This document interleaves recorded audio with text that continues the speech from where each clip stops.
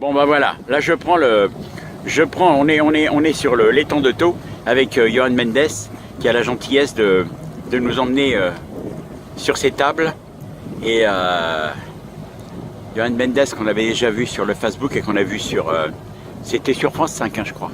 Oui. Voilà. Pas que des cobayes. Voilà, pas que des cobayes. Donc là, c'est pas qu'on n'est pas que des cobayes, c'est que on est vraiment dans le milieu du métier de l'ostréiculture.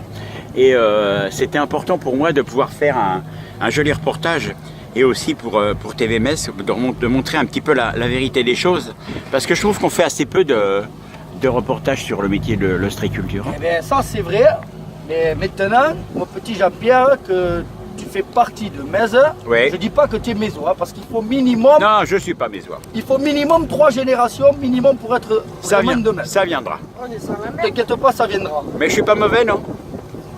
C'est pour ça, maintenant qu'on commence à être à peu près intime, ouais. T'amènes à faire un petit tour sur l'étang. Magnifique, j'ai mérité. Je suis fier de moi là. Monsieur Johan Mendes, qu'on surnomme... C'est Nano. Nano, Nano, voilà. Alors voilà, là il a emmené de quoi mettre ses coquillages. Et puis...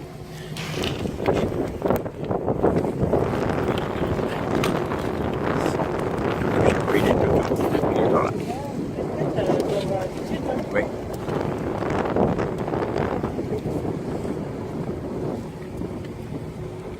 Voilà, ça ce sont les tables. J'ai vu qu'il y en avait à peu près 3600 sur l'étang. Il y en a 3600 sur l'étang des tables à peu près. Non, un peu moins. Un peu moins. D'accord. Là-bas, nous avons le Mont-Saint-Clair.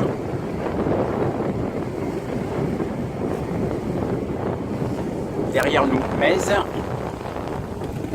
Et voilà. Là, je fais un petit peu le tour.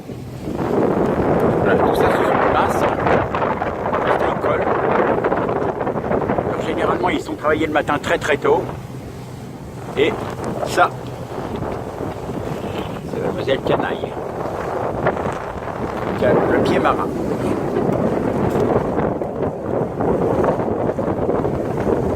J'ai vu qu'il y avait plusieurs méthodes de mettre les huîtres. Il y a les huîtres qui montent et qui descendent, et celles qui sont plongées. C'est des nouvelles méthodes. En ce moment, il y a beaucoup de personnes font plusieurs essais et c'est vrai que en ce moment, les gens essaient de faire des huîtres exondées, c'est-à-dire on leur crée un phénomène de marée. D'accord. Donc on les sort plus ou moins 1, 2, 3 fois semaine. D'accord. Donc ça les rend plus durs. Hein. D'accord. Et le taux de chair est beaucoup plus important. D'accord. Par contre, ça coupe la pousse. Tant que plus de temps, l'huître de meilleure qualité, mais le plus de temps, les concessions, faire le relevage, tout ça. D'accord. Il y avait eu de l'huître japonaise pendant un moment, non? Non, l'huître japonaise, c'est la souche qu'on appelle. D'accord. L'huître japonaise. Parce qu'à l'époque, on avait des souches d'huîtres portugaises il y a un virus qui les avait toutes éradiquées, et donc on a fait venir des souches du Japon. D'accord. Voilà. Il y a souvent quand même des problèmes de pollution sur l'étang dans ces problèmes de pollution, non? Ben, depuis qu'on est passé en zone B, c'est-à-dire on est obligé de passer par bassin de purification, donc il n'y a plus aucun problème. D'accord, d'accord. Puis dès qu'il y a quelque chose... oui, de toute façon. Il y a des analyses... c'est l'Ifremer qui doit analyser sans arrêt. L'Ifremer, ils font des analyses... oui, des analyses deux fois par jour sur les plages, tout ça. C'est toutes les semaines. Ouais. N'empêche que les huîtres sont bonnes quand même. Parce que normalement, vous avez des bassins. Vous les retirez des bassins avant et... Il y a une très belle faune d'ailleurs.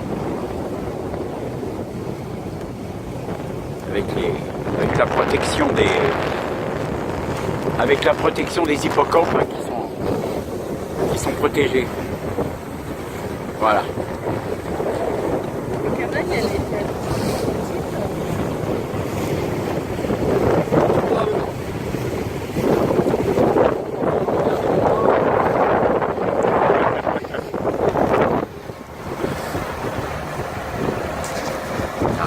Là, on est dans le bureau de Johan Mendes. Je vous emmène à son bureau. ça. Les dents de taux ou le bassin de taux? Lagune de taux. La mer intérieure.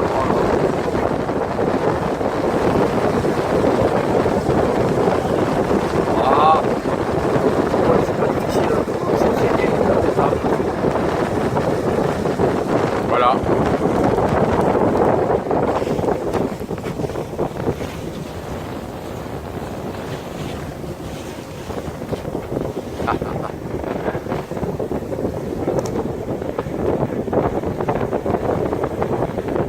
Voilà. Il y a ceux qui travaillent et ceux qui se reposent.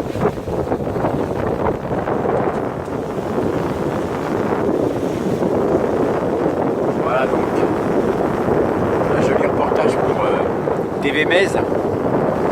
TV Metz qui va consacrer très souvent maintenant ses reportages aux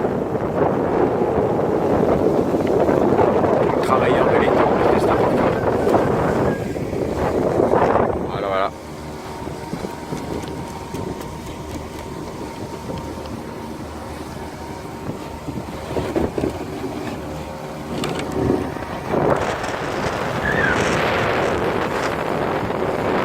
Regarde, je te montrer les huîtres exondées, comme spécial, on appelle.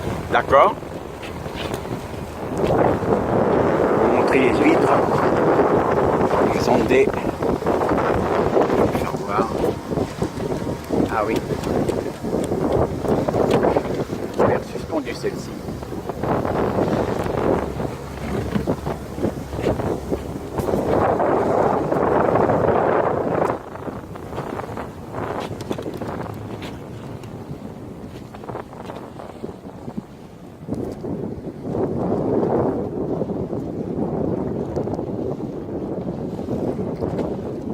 Là, les ont montés. Ouais.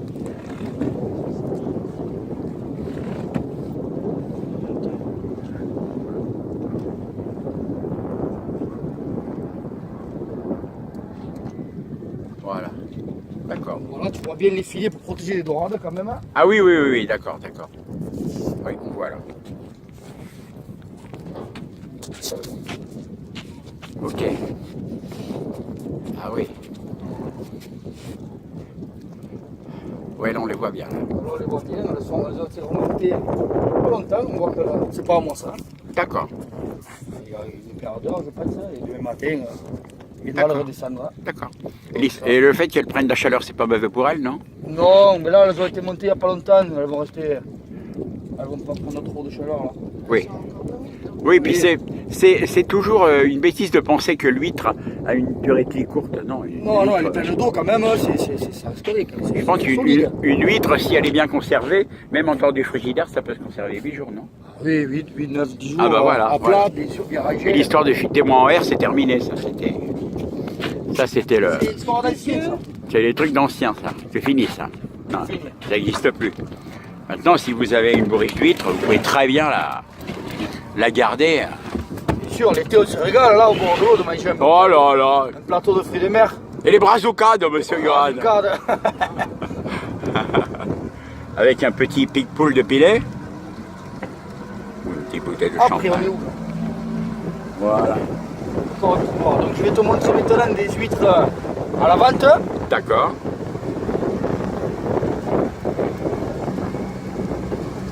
Il est très silencieux ton moteur là. Hein. Très silencieux. Je viens de le changer. Ah bah voilà. En plus, Nano a changé son moteur pour moi. Quelle classe. Non, vraiment. Non, je voulais pas te mettre dans les frais quand même. Ah, on est obligé d'avoir du bon matériel. Oui, t'as raison. Les tables sont entretenues régulièrement, le moteur, les révisions toutes les 7 heures. D'accord. Les machines graissées toutes les semaines, c'est important si on veut bien travailler. Bien sûr. Si on fait le bout la masse, ça... Ah bon.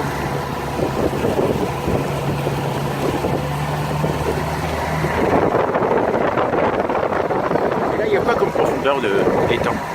Donc l'étang ça varie, là on est à peu près sur du 7 mètres. D'accord. À peu près.